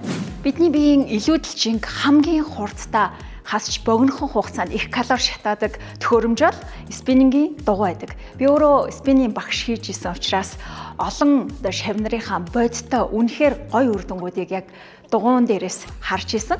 Та бүхэн минь гэртээ болоод оффистоо спиннинг дугуйг ашиглаад өөрийн хүссэн галбараа бүтээгээрэй. Өөрийнхөө нурууны өндөрт тохируулан ашиглах боломжтой энэхүү ухаалаг ширээг та босоогоор ажиллаа хийж явахдаа ашиглах боломжтой. UBX Electronics. За ингээд эрхэм мөндөд үзэгчдээ Жошогийн подкаст эпизод 13 үргэлжилж байна. Дөнгөж сая хэдүүлээ. Манай подкастыг танд хүрэх боломжийг олгож байгаа спонсор байгууллагынхаа рекламыг хүлээн үзлээ. Ингээд хэрвээ манай подкасттай хамтран ажиллахыг хүсэх юм бол доорх утасны дугаараар холбогдох боломжтой. За ингээд өнөөдрийн маань зочноор менежментийн зөвлөх онон захирал маань хүрэлцэн ирж оролцож байгаа. За ингээд бидэрт маш олон асуултууд байгаа учраас дараагийнхаа асуултууд руу оръё. Ер нь одоо Монголын байгууллагууд миний анзаарснаар энэ corporate culture буюу CC-г Монголд шууд баруунаас хуулж авчирч тавиад байгаа юм шиг санагдаад байна. Тэгэхээр энэ ер нь Аз хүмүүст ялангуяа Монгол хүний соёлд ер нь хэр нийцдэг юм бол энэ дээр зөвлөгөө өгвөл. Ер нь зөвхөн хэдүүлээ бодоол үзье л да. Азийн өөрийн гэсэн одоо соёл, онцлог, үүх түүхийг агуулсан хүмүүс Европын тис өөр culture, өөр соёл, өөр суурин соёлоос үүдсэн одоо юмыг шууд хуулбарлах өөрөө хэр зохимжтой юм тий. Тэгэхээр одоо байгууллагуудын хувьд бол би бол энэтэй ерөөсөө санал нийлдэг. Жишээ нь одоо ямар ч улс оронд өөрийн гэсэн тэр одоо загварчлалт тухайн зорилго нь өөрөө юу байсан бэ гэдгээс хамаарат тодорхой сайн одоо үнэт зүйлүүдтэй сайн зүйлсийг нь бол бид нар хуулаад одоо авахыг бол үгүйсэхгүй. Угаасаа тэгж авч байгаа юмнууд бид нар зөндөө байгаа тий чинь янз янзын одоо байгууллагын систем дэвтэрч байгаа. ISO стандарт гэдэг бол дэлхийн шилдэгүүд цуглаж энэ байгууллагын өрсөлдөх чадварт хамгийн чухлууд нэтер байх юм байна гэдгийг л одоо бий болгоод тэгээ тэрийг загварчилж гаргаад үүнийгээ байгууллагуудад санал болгож байгаа. Тэгэхээр одоо чинь манай монголчуудын хувьд би бол зүгээр одоо хэд хэдэн байгууллага дээр ISO стандартыг нэвтрүүлэх за зөвлөх үйлчилгээ те баримтчиг боловсруулалт энэ төр дээр ингээ ажиллаж хагаад хамгийн анх хүний нөөцийн гараан дээр гарахтаа миний бодож ирснийг бодлоо гэдэг байхгүй. Манай байгууллагын явуулдаг үйл ажиллагаа ажилдаг хүмүүс нь ондоо юм чинь энэ үйл ажиллагааны шин дөнгөж шин хүний нөөцтэй одоо тэр чинь учраа олоогүй байх үе байсан үе яхан шүү. Тэр үедээ би юу гэж бодож ирсэн бэ гэхээр байгууллагын баримт бичиг болгон өөрийн гэсэн одоо үндсэн одоо хуулийн дагуу үндсэн стандарттай гэхдээ өөрөөр байх ёстой штэ гэдэг имийг анханасаа л боддог байсан. Тэгэхээр байгууллагуудын хувьд бол одоо юу гэдэг нь сайн жишгүүдийг авчраад өөрийн шүүлэх буюу localize хийх бол бидний хувьд аягүй чухал асуудал байдаг. Бидний одоо сэтгэлгээний онцлог өөрөө юу вэ? Бид нар юмыг одоо нүүрэн дээр нь шууд хэлэх тийм соёл. За одоо соёл иргэншлийн хувьд бид нар суурин соёлд хизээнээс нэвтэрч эхлэв гэх мэтийн нэг юм олон зууны одоо тийм суурин соёлтой үнэт зүйл зорилгоор удирдуулдаг ийм үйл ажиллагаанд одоо бид нар бол тасан зохицох хөрөг ур чадвартай гэдгийг юм уу те ийм хүмүүс тухайн соёлд үүссэн зүйлийг шууд хуулбарлах бол нэгдүгээр зогтохгүй, хоёрдугаар энийг бид нар өөрөмшүүлэх одоо ажлыг бол хийх хэрэгцээ шаардлагагүй басаа л үүснэ. Тэгэхээр одоо юу гэдэг барууны соёлд сурч боловсрсон хүмүүс зөндөл байгаа. Азиудад одоо Азийн соёлд ч сурсан хүмүүс тэр байж л байгаа. Сэтгэлгээний хэв маяг, шийдэмгий байдлууд одоо аливаа асуудлыг сорилт гэж хүлээж аваад шийдвэрлэдэг гэх мэтийн сэтгэлгээний хандлагуудыг бол бид нар зайлшгүй сурах ёстой тий. Үнэхээр энэ бол одоо чухал гэж үздэг. Бүх юмыг тэр чигээр нь хуулж авчраад хийн гэдэг нь угаасаа л фейлдэх буюу бүтлгүүдг нь бол тодорхой гэж би бол харж. Тэгэхээр localize хийх ойлголт бол энд айгүй одоо нутагшуулах асуудал бол их чухал байна. Одоо ер нь тэгээд олон улсад бас нэг бүр hot topic болоод байгаа нэг сэдв байна л да. Энэ тэтгэврийн наслыг хойшлуулъя. Яагаад тэгэхээр бид нэр дэлхийн эрүүл мэндийн байгууллагаас хүртэл одоо зарлчлаа штэ. Хүний дундаж наслалт уртсчлаа. Бид нар урт удаан амьдрах боломжтой болчлоо. 100 жилийн өмнөх нөгөө дайны үед амьдарч исэн богино насны тухай ойлголтоо хэдүүлээ өөрчлөлөө. Тэр одоо сүрьеэгээс ахуулаад те энэ том өвчнүүдийг бид нэр вакцинаар ингээ ашиглаад даван гарчлаа. Дээрээс нь бидний одоо амьдрах орчин сайжирч ин гэдэг юм уу те. Тэгэхээр бид нар арай одоо урт наслдаг болчихлоо. Тэгэхээр бид нар яах лээрээ ийм эрт тэтгэвртэй гараад байгаа. Бид нар дахиад 5 жил ажиллая л да, 10 жил ажиллая л да гэдэг ийм яриа Америкт бол бүр маш их хүч аваад Европын зарим орнууд тэтгэврийн насаа хойшлуулчихлаа. Монголд бид нэр одоо ер нь тэтгэврийн насыг жоохон хойшлуулчул яа гэм бол энэ тал дээр таны зүгээр хувь хүний үднэс. Одоо яг нөгөө наач айгу гоё асуулт. Ер нь би сургалтын дээр бас айгу хөнддөг. Насжилтын асуудлыг угаасаа одоо дэлхийн байгууллагууд бас айгу авч үзэж байгаа. Өөрөөр хэлбэл байгууллагын өөрчлөлтөнд одоо урт наслалт өөрөө тодорхой хэмжээний нөлөө үзүүлээд байгаа буюу тэр одоо янз бүрийн насныхын байгууллагад ажиллах нь өөрөө компани бүтээмжид ямар одоо нөлөө үзүүлж байна гэдэгтэй холбоотой айгүй олон судалгаанууд бас явж байгаа байхгүй. Тэгэхээр нас бол нэгдүгээрт одоо би бол хувьдаа юу гэж боддгоо гэхээр насны асуудал нь өөрөө эргээгээд ингээд харахаар сэтгэлгээтэй л холбоотой гэж би бол харж. За одоо юу гэдэг нь 40 гарсан хүмүүс өөрийг айгүй хөгшин гэж бодож байгаа хүмүүс байхад эд залуугаараа байна. Би бол эд хийж бүтээгдсэн дээрээ байна гэж бодож байгаа хүмүүс байна. Тэгэхээр насжилт бол одоо Монголын нөхцөл байдалд ч гэсэн тулгарх асуудал болох бах. Энэ насжилттай холбогдох асуудал хүний нөөцийнхний дунд ч гэсэн ер нь нэлээд маргаанд дагуулдаг сэдв болоод байна. Өөрөөр хэлбэл одоо хүний нөөцийнхний ажлын байрны зар дээр тавигдж байгаа тэдэс тэдэн нас энэ гэдэгтэй нас заадаг энэ ойлголтууд бол нас явах тусам хүмүүсийн дасан зохицох хүнтэй хамтарч ажиллах чадвар муудаад байна гэж боддог итгэл үнэмшилтээс холбогдоод байгаа байхгүй юу? Тэгэхээр дэлхийн даяар насжилт өндөрсөж байгаа тохиолдолд бид нар өөрөөсөө ахмад үеийнхэндээ хамтарч ажиллах хэрэгцээ шаардлага бас тулгарх юм байна. За Азийн хувьд аваад үзэхээр бид нар чинь нөгөө настай хүмүүстэй жоохон хүндэтгэлтэй харилцах хэрэгтэй болдог тийм нэг юм үгийн сонсогч гэдэг юм уу ахмадынхаа үгийг сонсох хэрэгтэй өнтер гэдэг ийм бас нэг соёлын хэм маягтай одоо үндэснэ шүү дээ манай монголчууд. Тэгэхээр энэ нөгөө нэг өөрөөсөө дээшээ хүмүүсийг удирдах ажлын энтер гэдэг нь одоо менежментэд байгаа шийдвэр гаргах төвчний удирдлагуудаас төвхтэй санагддаг ч юм уу тийм байдаг байж бас магадгүй. Тэгэхээр одоо хүний нөөцийн дунд нэг юм хилцүүлэг энэ төр явж ирсэн. Одоо ахмад хүмүүс залуу хүн үеийнхний хооронд нь яаж одоо бид нар уялдуулж хамтарч ажиллах вэ гэхээр ганцаарчлан ажил гүйцэтгэх чадварын төвшин багаар гүйцэтгэх ажлын одоо чанарын төвшинч гэдэг юм уу те ийм ойлголтуудыг бид нар жинлэж үзээд байгууллага өөрийнхөө бизнесийн үйл ажиллагаанд ямар насныхныг ажиллуулах тохиромжтой юм бэ гэдгийг гаргаж ирэх зүйтэй байгаа. За сүүлд 2023 онд нэг судалгаагаар юу харагдчихсэн бэ гэхээр 40-с дээш насныхан багаар ажиллах сонирхол илүү өндөртэй. Илүү юм хамтаж буюу collaborative байгаад. Залуу насныхан буюу 30-аас доош насныхан болвол ганцаарчлан ажиллах хүсэл сонирхол байгаад байна. Гэтэл дээр үед бол энэ яг эсэргээрээ байсан байна. Ахмадууд бол ерөөсөө хүнтэй багаар ажиллаж чаддаггүй гэдэг ойлголт явдаг. Залуучууд бол багаар ажилладаг. Гэтэл энэ сүүлд одоо тий 2022 23 оноос хойш гарч байгаа судалгаа бол үгүй гэдэг юм заагаад. Тэгэхээр насжилтын хувьд бол буцаагаал хэлэхэд ямар ч насныхан байсан байгууллага өөрөө бүтээмжил гаргуулмаар. Хүмүүсээс бүтээмж гаргуулмаар байна. Байгууллагын соёлын хувьд өндөр бүтээмжтэй байгаа баг бол ийм хольц бүхий баг байна. Залуу настангуудын одоо ийм хольц бүхий баг тэдний хуралдах цаг хугацаа нь айгүй богинохон шийдвэр гаргалт нь оновчтой, гаргасан шийдвэрийн хэрэгжилтийн оновчлол бол ерөөсөн маш өндөр байгаад байгаа нь дандаа ийм тэгээ холц бүхий баг байна гэдэг судалгаа явж. Тэгэхээр насжилтанд холбогдох ойлголтод одоо өөрийгөө хитрхи настай болчлоо гэж бодож байгаа үед таны зөв та мөн хэр хөшөрсөн байна.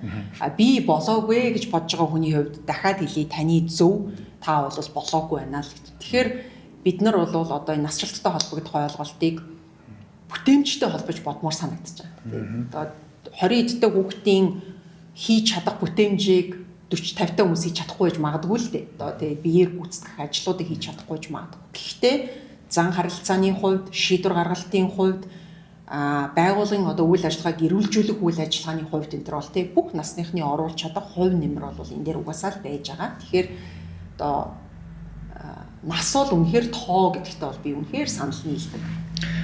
Энэ над нэг гормын санал байгаа да. Монгол улс одоо бид нар бол хүний нөөцийн асуудалтай орно.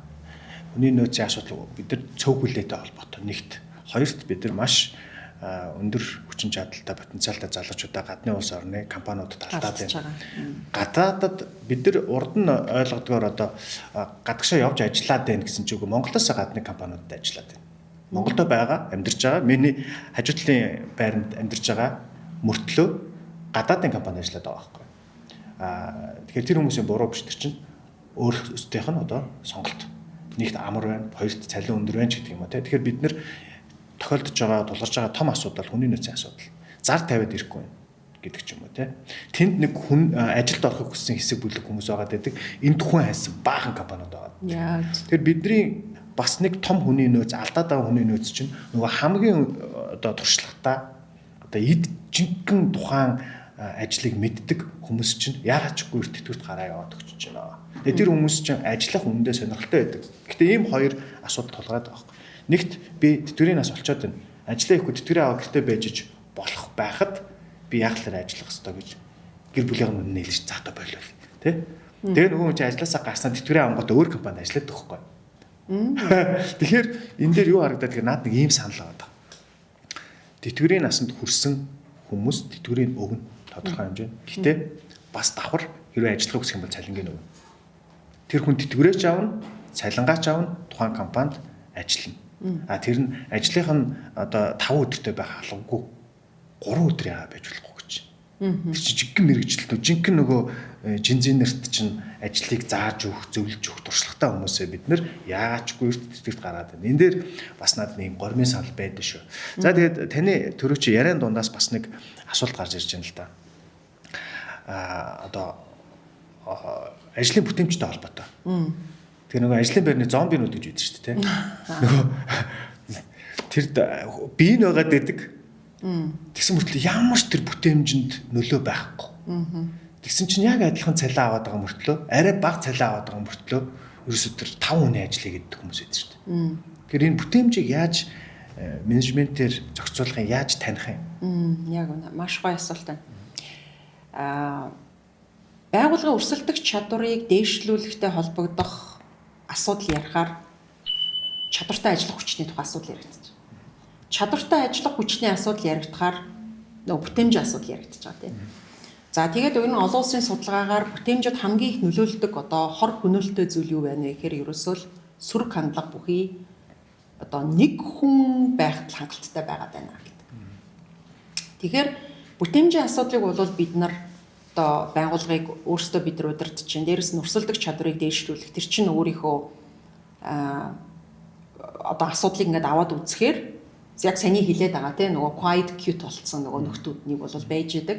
За хувийн хөвшлүүдийг би бол Монголд харахаар одоо QQ хийсэн хүмүүс бол бас харцсангуу одоо ялангуяа хувийн хөвшилд бол би цөөхөн гэж харж байна. Яг тэгэхээр байгууллага бол маш өндөртэй жижиг нөөцөөр их ажлуудыг бүтээх одоо чиглэлд бол ажилладаг. За яг хөө мэдээж одоо quiet quit хийсэн одоо төр мөртэй холбоотой тийм тэртээ тэрэнгүү тогтмол цалинтай хийсэн ч цалингаа аавна, хийгээгүй ч цалингаа аавна гэдэг ийм системтэй байгууллагуудад бол энэ үзэгдэл бол нэлээд их хэмжээгээр бол байна. За гэхдээ QQ өөрөө бас яаж юм гэхээр байгууллагын эрүүл биш соёлтой маш их холбогддог. Өөрөөр хэлбэл би санаачлаг гаргаад намайг одоо шүүмжлээс өөр зүйл өгөхгүй. Чи ийм санаачлаад хэрэггүй гэдэг те. Ийм ойлголт одоо бүхий компанид бол хүмүүс санаачлагаа болно. Зүгээр л өгсөн үүрэг даалгаврын хийгээл цалингаа аваад одоо явжээ гэдэг нөхцөл байдал руу орчиж байгаа. Тэгэхээр энэ бол ямар ч идэвхгүй, санаачлаггүй, тэгтээ бас алдаа гаргах их одоо сүртэй алдаа гаргаад авахгүй те нэг юм. Одоо энэ ажлын байрнаар алдаа гаргаад байна гэх халчиг бас болдоггүй. За нэг ийм ойлголт явж. Тэгэхээр 2022 онд бол QQ нилээн одоо эрч хүчтэй яригдсан юм сэдв. Одоо quiet quitтэй чимээгүй ажил хаялт бол байна. За гэтэл сүүлд одоо эргээд харахад яаж юм. Тэгэхээр 2024 25 оноос бол одоо quiet collapse буюу ажлын байрны зомби нийтийн ойлголтууд бол бас нилээн одоо энэ хэсэг бас нилээн судлагдж байгаа юм билээ. Судлагдж байна. За тэгээ одоо бүр зүгээр нэг ажлын байрны хаялт биш бүр одоо тэг ингээд нэг юм байж л байдаг. Хийх ёстой юм хийж гин үгээр одоо осолдохгүй ингээд юм хийчдэг. Гэхдээ тэнд ямар ч санаачлага, шин өнгө, өсөлт хөгжлийг бол нэмэхгүй байгаа үзэгдлүүд бол бас байна. Тэгэхээр энийг бол яг яа харахгүй байгуулгын одоо соёлын асуудалтай бол холбож үздэг. Ийм ойлголт бол бас яваад. Бас нэг байгууллагуудад байдаг шууд ингээд халж чадахгүй шахан гаргах үзэгдэл гэж байдаг те. Тэр бүр сэжгийн санагдаад байхгүй надаа. Бараг тэрний орон шууд халчмаар байгаа байхгүй. Тэгэхгүй ингээд нэг юм ганцаардуулаад ингээд бүр шахан гаргах тийм тэгэхээр гарахаас өөр аргагүй нөхцөл байдалд оруулдаг тийм гарахаас өөр аргагүй нөхцөл байдалд оруулдаг байдаг тийм байдаг зөндөө тийм бас нэг сэдв байна коммунист компаниудыг яаж таних вэ анханасаа нөгөө миний хувьд бол бүр мэдчихэл юм бол шууд үгүй байхгүй нэг юм сонин босоо удирдлагатай тийм захирал нь хаан эзэн хаан тухайн компани эзэн хаан тэгээд нөгөө бүр доогуур албан тушаалтад бүгд ингэж доошоо харцдаг. Тэгсэн чинь Америкт яадаг үлээ та бас Америкт байсан шүү дээ. Тэр захирал цэвэрлэгч хоёр яг адилхан. Тэр хоёр хоёулаа ажиллаа хийж байгаа ажилтангууд өөр өөрсдийнхөө позишн дээр л байгаа. Тийм учраас тэр захирлууд ингээл кинон дээр хүртэл гардаг шүү дээ. Үүднийхээ security-гээс ахуулаад тэр үйлчлэгээний байгууллага ажил бүгдэнтэй сайн уу танаа хөгжин сургуулаа төгссөн үү эхнэр шин төршөөдөр болсон уу гэл ингээл ордог штэ тэр чинь бод амьдрал дээр тийм бил штэ би кино юм болоо гэж бодсон яг очиод үзсэн чинь амьдрсан чинь үе чи ямар гоё юм бэ яг ингээд нөгөө цэвэрлэгч нэг үйлчлэгч ингээл цэвэрлэгээ хийж штэ тэнгүүт тэргээр ингээл уучлаараа гэл тойрж гараад бүр тэр компани 2000 ажил өгдөгсөн яа штэ тийм гоё юм хэвтээс тийм тэр надад бүр амар гоё санагдсан. Тийм яг гоё. Энэ коммунист компаниудыг яаж таньж мэдэх үү? Яаж задлах уу? Одоо босоо удирдлагын систем одоо бид нар сая босоо удирдлага ярьж байна шүү дээ. Одоо Америкийн бусад хөгжиж яваа улс орнуудад байгаа удирдлагын систем ч өөрөө нөгөө хэвтэй удирдлагын дээр түрүүний яриад байгаа тийм flat систем байгаад байна. Тэгээ би бол энийг ерөөсөө хувь хүний өөрийнх нь үндсэн хөгжил хүнтэй хүн ёсоор харилцах одоо харилцааны ур чадвар өөртөө итгэх итгэл гэх мэтийн олон хүчин зүйлээс шалтгаалах юм байна л гэж бодож байна. Саяхан чинь Японы нэг компани захирал ямар энгийн хүн байгаа те тэр хэрэглэгчдийг өөрийнхөө бараа бүтээгдэхүүнээр татж байгаа тэр хүний гол юм бол нөгөө хүнтэй хүн ёсоор харилцах харилцааны одоо тэр систем л байжээ гэдэг ойлголт байгаа даа. Тэгэхээр нөгөө одоо коммунист компани гэдэг юм уу юу гэдэг одоо энэ босоо удирдлагатай компани бол нэгдүгээрт одоо байгууллагын соёл уур амьсгалын хувьд ямар ч юм нээлттэй сэтгэлгээтэй хүмүүсийг бол хүлээж авахгүй шууд одоо хайрцагт хийх байдлаар тий ер нь бол анзаарагдана. Тэгээ байгууллагын соёл өөрөө эрүүл биш. За ер нь тийм компаниар очиод би ч гэсэн ярилцлаганд орж үзчихлээс хүний нөөцөөр ажилд орохгүй л очиод за энэ компанид бол хизээч ажилд орохгүй юм байна гэдгээ жишээл одоо мэдчихсэн тохиолдол байна.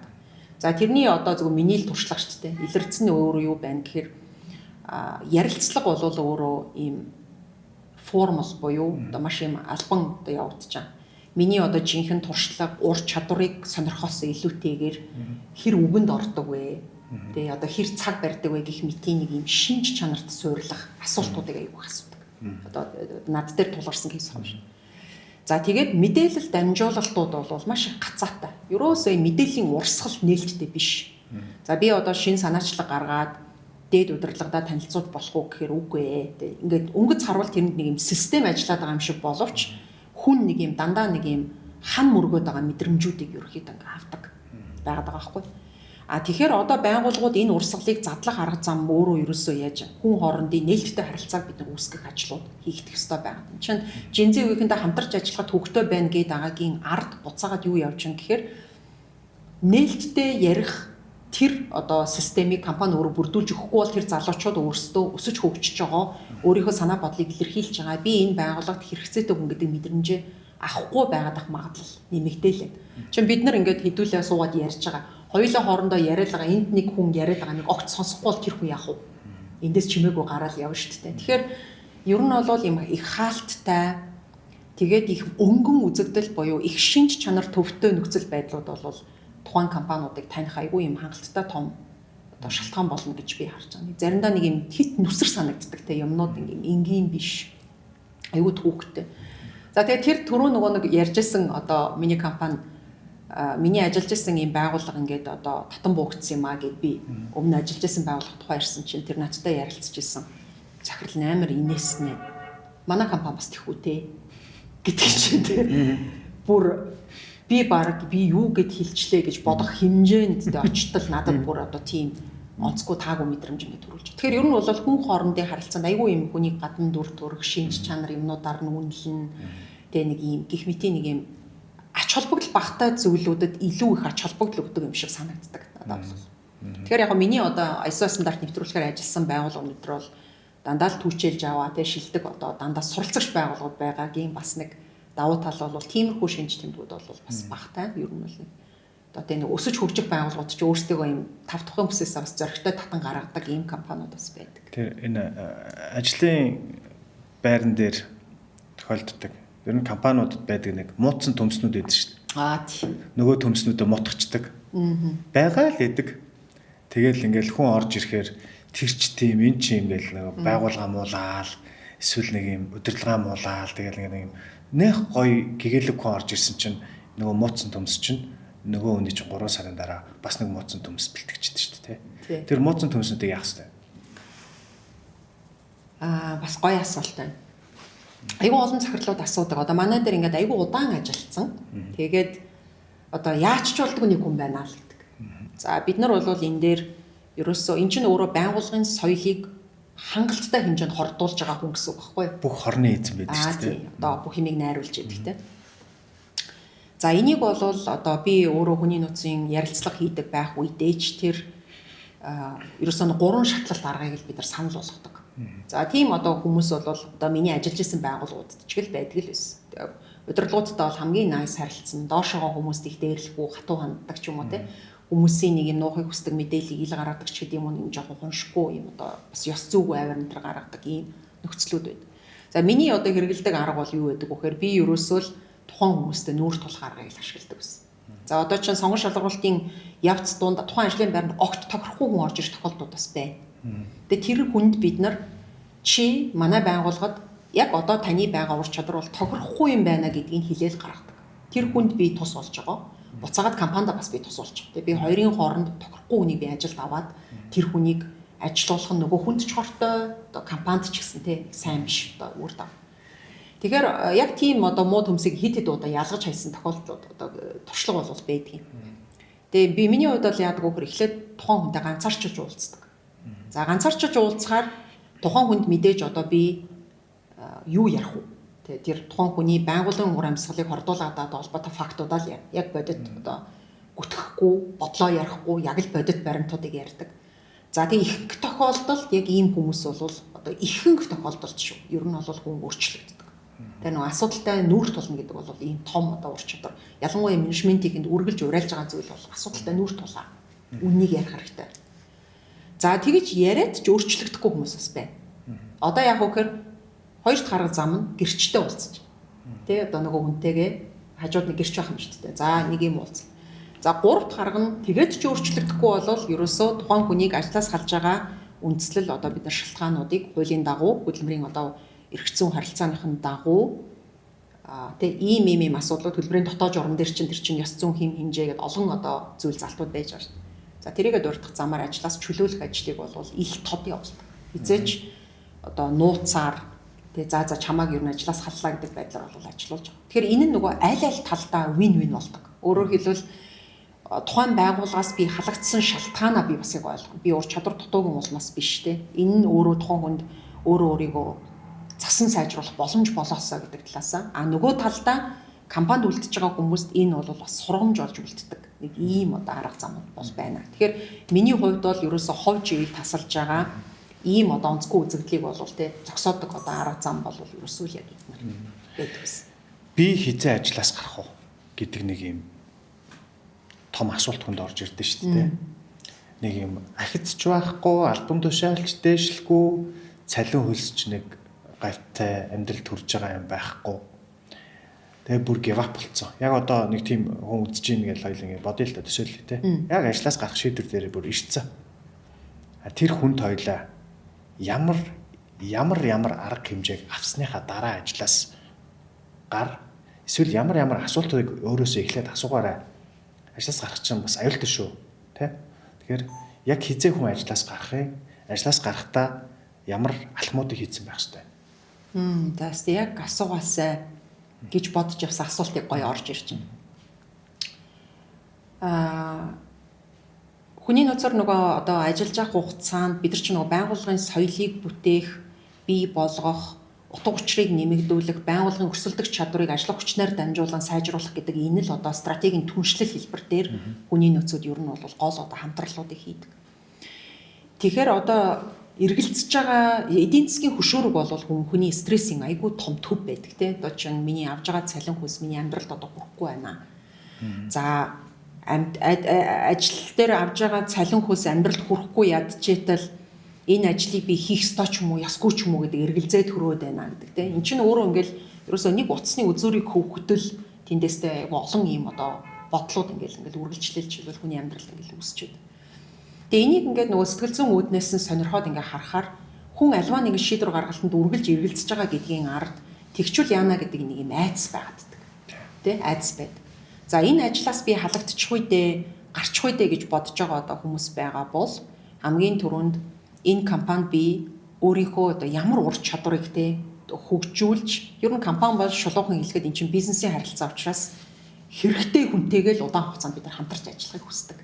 Мөн үү те. Тэгэхээр компани байгууллагын бизнесийн үйл ажиллагаанд бид нар оновчтой шийдвэр гаргалт, оновчтой дэмжлэг, оновчтой одоо ур чадварыг нийлүүлэх энэ тал дээрээ миний оновчлол юу вэ гэдгээ бид нар бодох хэрэгтэй байна. Жишээ нь та бол одоо бид нар энэ дээр юу хүнд чинь тэгэхээр нөгөө хэрэглэгч төвд сэтгэлгээ гэдгийг бид нар байнга ярьж байгаа байхгүй одоо тий customer center.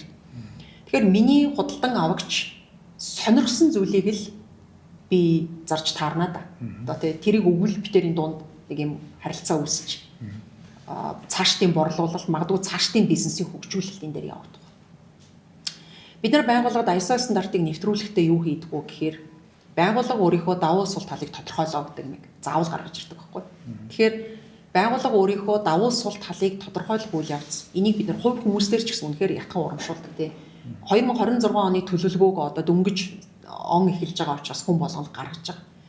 Тэгэхээр миний дуртай зүйл, чаддаг зүйл, мөрөөдөд байгаа зүйл одоо эдний дунд ямар зай байгаа юм бэ? Би дуртай зүйлээ чаддаг болох. Эсвэл мөрөөддөг зүйлээ миний дуртай зүйл гэж одоо ялган ангилах асуудлууд дээр бол бид нар энэ сэтгэлгээний юм нарийн одоо энэ заагуудыг аваач гэдэг зүйлийг зөвлөж. Тэгэхээр байгууллагын хувьд би хизээ нэгэн цагт ажлаасаа гарах үедээ гэдэг айцтай хүн байгаа бол та байгууллагад хэрэгтэй хүчтэй хэрэгтэй энэ зан чанар, уур чадвар, харилцаагаа л хөгжүүл. Ерөөсөө л одоо тэ байгууллагад хэрэгтэй тэр зүйл дээрээ бид нар төвлөрөх хэрэгтэй байгаад байна.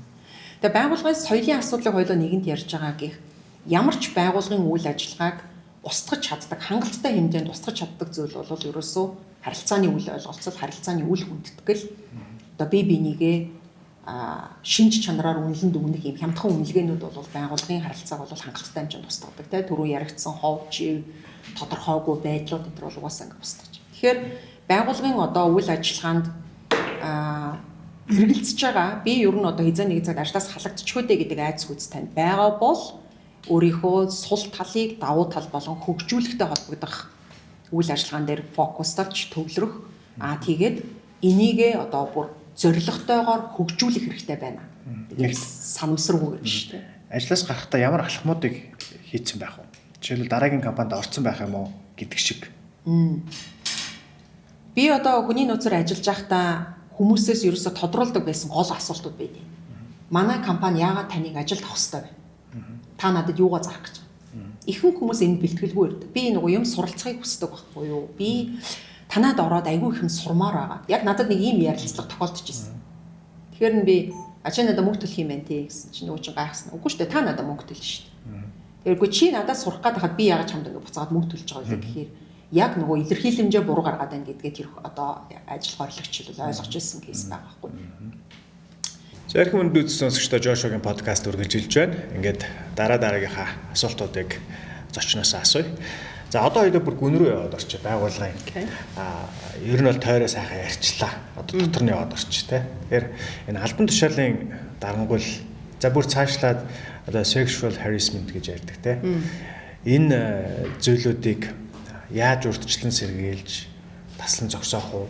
Яавал бас санаандгүй байдлаар хүний тий нуруунд нүрцэн чинь тэр чинь бас нөгөө хүндээ буруу сэтгэл төрүүлж бас болно шүү дээ тий. Энэ заагийн алгаануудыг жоохон тайлбарлаж өгвөл. Хөдөлмөрийн хууль шинжлэгдсэнтэй холбоотойгоор хүний эрхийн асуудлыг бол хөдөлмөрийн тухай хууль нэлээд сайн хөндөж өгсөн хууль болсон байхгүй. Одоо тэгээ сүүлд нөгөө шинжлэгдсэн хуулиар. Бэлгийн дарамт хүчирхийлэл бол одоо хүний эрхийн мэдрэмжгүй нөхцөл байдлаас үүдэн гардаг гэж би хувьдаа харж байгаа. Өөрөөр хэлбэл хүн дургүй байна гэдгийг чи тэгтээ дотроо дуртай л байгаа үстэй гэж орчуулдагтай нэг юм дургүй байгааг дургүй байна гэж уншихгүй байна гэдэг ойлголт яваад байна. Тэгэхээр одоо чинь энэ нэг юм одоо шууд бус хүчирхийлэл бэлгийн дарамтын асуудал бол одоо энэ тийм шүгэл үлээж байгаа юмсууд айгүй бас их болж байна нэг талдаа. Нөгөө талдаа энэ нь өөрөө бид нар нэг юм дотнчлол гэдгийг нэг юм хүний биед хүрэх хүний одоо хил хязгаарыг зөрчих орон зайгаар бас ингэж одоо хязгаарлаж ойлгож бас мэддэггүй тас их холбогддог гэж би бол зүгээр хувьдаа харж байна. Тэгэхээр эн чинь өөрөө эргээгээд нөгөө одоо бэлгийн дарамт тэр үед одоо 5 секундээс удаан ширтэг үйл явц бол өөрөө тухайн хүний хувьд бол тийм нэг юм одоо хүчирхийлэлттэй эсвэл одоо оруулж байгаа хэлбэр маа гэж үзэхээр манайхан бол юу сүртэй юм бэ гэж хүлээж авдаг. Тэгэхээр энэ өөрөө буцаагаад нөгөө бие хүний төлөвшөл болоод хүний эрхийн мэдрэмжтэй холбогдох эсгүүдэд бас хамаарч. Жишээнд одоо Gen Z үеийнхэн дээд үеийнхэнтэй бас ойлголцохгүй байгаагийн ард нөгөө юм хувийн орон зай мэдрэмж их өндөртэй. Тэгээ тэр нь зөрчигдөх үе. Тэгээ одоо миний хувийн орон зай зөрчигдөх тий одоо азаараа баймаар байгаа үед нь дураараа одоо тий зөвшөөрөл авахгүйгээр ирдэг ч гэдэм. Эдгээр чинь бүгдээрээ ямар нэгэн байдлаар одоо байгууллагын соёлыг бас одоо бүр ялангуяа тэр бүтээмжтэй ийм ажиллах хүмүүст бол бас саад туруулж үзэгдэл юм а гэж харагдаж байгаа байхгүй. Тэгэхээр дургүй байна гэдгээр нь ойлгоол хүлээгээд авдаг болчвол хэцүү байх гэдэг. Өөрөөр хэлбэл одоо хүний биеийн санамсаргүй хүрлээ тий.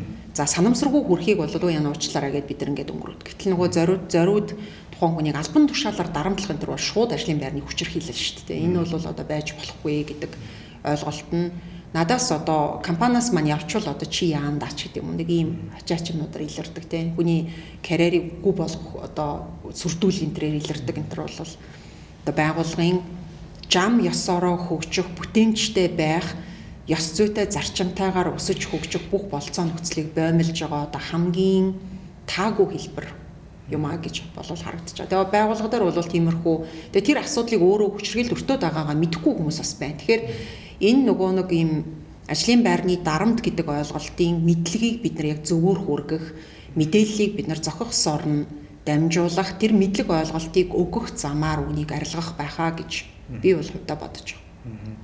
Тэр ажлын албан тушаалын дарамт тус байдаг шүү дээ. Одоо нэг юм цэрэг юм уу, одоо хаана байгаад байгаа те. Би чиний дээгүүр албан тушаалтай болохоор чамтай хүндэтгэлгүй доош харьцаж болно. Би чамайг загинж болно. Би чамайг одоо те ингэж болно гэдэг шиг. Энд чинь өөрөө бүр яг тухайн компанид ажиллахад бүр хамгийн ядаргаатай зүйл үстэй одоо бүр те ажиллаа явж идэг. Тэгсэн чинь нэг дээгүүр албан тушаалтай надаас нэг 2 жил илүү ажилласан нөхөр дандлаад байх хэцүү өстэй те. Энийг захирлууд хүний нөөцийнхэн яаж таньж мэдж таслан зогсоох вэ? Үүнийг бид нар одоо таслан зогсоодог арга зам бол 360-ын үнэлгээ буюу дээд удирдах албан тушаалтан ёс зүй зарчмын дагуу ажил үүргийг явуулж гинүү гэдэг судалгааг шууд удирдлаганд нь байгаа ажилтнууд болоод хамтран ажиллагчдаас авах судалгаагаар илрүүлдэг. За буцаагаад энэ судалгааны одоо нөгөө үр дүнгуудээр удирдах албан тушаалтнуудтай ажилтнуудыг дундчдынхныг сайжруулахтай холбогд харах хэрэгслүүдийг бол компаниуд төрөл бүрээр бол авч үздэг. Арга замууд байгаа. Мөн одоо чинь дэлхийн шилдэг компаниуд бол нөгөө нээлттэй ярилцлага хийх замаар бас энийг шийддэг. За тэгэхээр манай Монголын хувьд бол нөгөө одоо соёлын хувьд бид нар чинь жоохон юм нөгөө хамт олонсог те нийгмийн одоо нөлөөлөлт их байдаг болохоор хүмүүст бид нар нүүрэн дээр нь одоо юмыг шударгаар хэлэх нь бол их бас үнэлэгдэхгүй тий одоо хит шудраг байдал бол үнэлэгдэхгүй байх талууд бол байгаа. Тэгэхээр энийг бол доор ажиллаж байгаа хүмүүс чинь би бол өөрөө хүний нөөцийн албыг толгойлоод ажиллаж исэн бүх хугацаанд удирдлаганд нь ажиллаж байгаа хүмүүс ажлаас гараад байгаа нөхцөлийг тэгээ захиралтай нь холбож авч үзэх тухайн хүний удирдах арга барил хүнд юмыг ойлгуулах ажил үүргийг таниулахтай холбогдох ур чадрын дутмагшил гэж одоо үзэж байгаа. Тэгэхээр ийм одоо асуудалтай байгууллагууд байгаа бол 360-ын судалгааны асуулгуудыг аваа. Удирдлага одоо өөрийгөө юу гэж үнэлж байгаа нэг, хоёрт нь удирдлаганд нь ажиллаж байгаа хүмүүс тухайн ажилтны тухайн удирдлагын удирдах арга барил мэрэгжлийн ур чадварыг юу гэж авч үнэлж үзэж байгаа. Мөн зэрэгцээ албан тушаалтнууд тухайн хүний одоо мэдлэг ур чадвар хүнтэй харилцааг юу гэж авч үзэж байгаа гэдэг эм хэд хэдэн одоо тэг сонгомжл үзүүлэлтүүдээр тухайн ажилтны буюу одоо удирдах албан тушаалтны зан характер хүнтэй харилцаа байгууллагын соёл нөлөөлж байгаа ойлголтуудыг бид нар хэмжиж үзэх хэрэгтэй. Тэгэхээр энэ бол одоо бид нар мэдрэмжинд тулгуурлахаас илүүтэйгээр зүгээр нэг талын мэдээлэл тулгуурлахаас илүүтэйгээр хамгийн бодиттой одоо баримтуудыг гаргаж ирэх үзэгдэл байдаг. За ер нь байгууллагуудад бол байгууллагын соёлын судалгааг аваад үзэхээр баг хамт олнуудын одоо баг хамт олны хамтарч ажиллах уур амьсгал ийн хэм хэмжээ дээд удирдах албан тушаалтнуудын үлгэрлэн одоо манлайлах хэм хэмжээ гэх мэтийн олон үзүүлэлтүүдээр авч үздэг учраас за энэ бол одоо хамгийн оновчтой аргачлал байх баха гэж үзэж байна. Сунжирсан хурлууд байдаг шүү дээ. Бүр нойрны нэг л их хуралдаад байдаг компаниуд байдаг шүү дээ. Ядаргаатай бараг өдөр болгоо хуралдаад байгаа юм ааши тий. Тэгээд энэ ер нь одоо үр дүнгүй хурлууд, сунжирсан хурлууд энэ байгууллагын үндсэн бүтээмжинд хэр эрг ба сөрөг нөлөө үзүүлдэг энэ тал дээр ер нь хурал ихснэ гэдэг нь замбраагүй байдал их байна л гэсэн үг. Тэнд байгууллага систем алга, мэдээлэл дамжих сувгууд ажиллахгүй байна. Шийдвэр гаргалтууд байнга өөрчлөгдөж байна. За тэрийг одоо зах зээлийн нөхцөл байдал өөрчлөгдөж байгаа дээ гэж энэ төр одоо юмар тайлбарлах л та. Тэгэхээр альва хурал уулзалт их байна гэдгийн ард ойлголцол буюу одоо үнэт зүйлийн нэгдэл бол огт байхгүй байна гэж тайлбарлагдаж бас болдог. Тэгэхээр хурал уулзалт их байна гэдэг нь одоо ямар их залхалт те ямар их цаг хугацааг бид нар ойлголцохын төлөө эсвэл мэдээллийг нэгтгэхийн төлөө те өнгөрөөд байна уу гэдэгтэй холбогдох үйл ажиллагаа болдог. Тэгэхээр хаана хурал их байна тэнд тодорхойгүй байдал их байна л гэсэн үг. Яг системтэйгээр ажиллаад явж байгаа үед бол хурлаадах шаардлага байхгүй шүү дээ. Байхгүй. Тэгэхээр нөгөө мэдээллийг тодорхой байлгах, байгууллага өөрийнхөө төлөвлөгөөнийхөө дагуу үйл ажиллагаагаа сайн явуулахын төлөх одоо нөгөө юм процессын шинжтэй хурлууд бол одоо хийгдэн л дээ мэдээж тэр чинь те. Гэхдээ төлөвлөгдөөгүй өөрчлөлтүүд гарч байгаа үед ч гэсэн мэдээж байгууллага мэдээллийг нэгтгэх зорилгоор л хурал уулзалтуудыг ер нь хийдэгтэй. Тэр ховж байхгүй болгох тодорхой бус байдлыг бид нар тодорхой болгох зорилгоор хурал уулзалт нэгдсэн мэдээллийг өгөх зорилгоор уулна хийж байгаа. За тэгэхээр энэ нь өөрөө дахин одоо өөрчлөгдөж байгаа тохиолдлуудыг бол удирдлага яалтчгүй анхааралтай авч үзэх ёстой. Ер нь хоёулаа подкастын төгсгөлд үнэхээр гой соёлтой байгууллагыг төсөөлөе л доо. Яг ямар зүйлүүдэнд бүрдсэн тий. Яста яг нөгөө болцсон жимс гэдэг шиг тий. Тийм гой төсөөллийг үлгэрч байгууллагын соёлыг хоёулаа төсөөлөд яривал хит хитэн жишээгээр ярьж болно л доо. Кейс дээр ч ярьж болно. Яг үнэтэй. Таны хувьд одоо нэг байгууллагын өрсөлдөх чадварыг сайжруулах зорилго бүхий нөгөө стандартыг одоо байгууллагад те чанарын одоо менежментийн тогтолцоог байгууллагуудад нэвтрүүлэх үйл явцад бол ерөөсөө л одоо миний нөгөө нэг би одоо подкастын дундор анзаарсан бол айгүй олоодаа тодорхой байдал бол маш чухал байх юм байна. Тэгэхээр байгууллага ямар зорилгод хүрэх гээд байгаа юм, ямар нөөцөөр хүрэх гээд байгаа юм, эрсдлийг яаж удирдах гээд байгаа юм, боломжийг яаж нэмэгдүүлэх гээд байгаа юм гэдэгтэй холбогдох энэ одоо нөгөө ажилтан тус бүрт хамаарах мэдлэг ойлголтууд бол тодорхой байх асуудлууд байх юм байна. Тэгэхээр нэгт энэ юм байна те. Хоёрт уур амьсгал талаас. Уур амьсгал талаасаа одоо хоёул бодъё л доо. Юм тодорхой болохоор харилцаа явах уу? Бас тодорхой л эрүүлж байна. Бидний ажлын байран дээрээ одоо нөгөө ховж, дарамт шахалт, тодорхойгүй байдлууд яг хар аянда эдгээр чин дагаад одоо байхгүй бол. Тэгэхээр уур амьсгал бол өөрөө маш их эрүүл болдог. Байгууллагын одоо хүндэтгэлтэй ийм зарчим бүхий харилцаа бол байна тий. За тэгээ одоо чинь хүний нөөцүүд бол байгууллагын уур амьсгалыг зөөлрүүлэхтэй холбогдох хэсгүүдэд бол хүний нөгөө зан чанарын холцоодыг бас зориуд сонгон шалгаруулж авах үзэгдлүүд бас байдаг. Тэгэхээр бас нэмэлтээр хэлэхэд ер нь одоо уур амьсгалыг энэ байгууллагын соёлыг сайжруулахад бол бид нэр одоо итэх одоо гадны ийм social activity үйл ажиллагаануудыг бас гоё зохион байгуулад хэдүүлээ нэг бас байж болно шүү дээ. Нэг хаяа нэг сардаа нэг хамт олноороо орой хоол идээд тэгээ нэг хідэн пив уугаад вайн уугаад суух. За гоё агаар салхинд гарах тий тэмцээн уралдаан зохион байгуулах ч гэдэг юм уу. Тэгээ энэ юунууд ч яг нэг юм гоё байгууллагууд нэг анги шиг болцсон байдаг шин. Нэг гоё. Нэг гоё уур амьсгалтай анги байдаг шүү дээ тий. Тэгэл тэнд нэг бүр хамаатнаас дотн олцсон нэг ахтаа болцсон тий.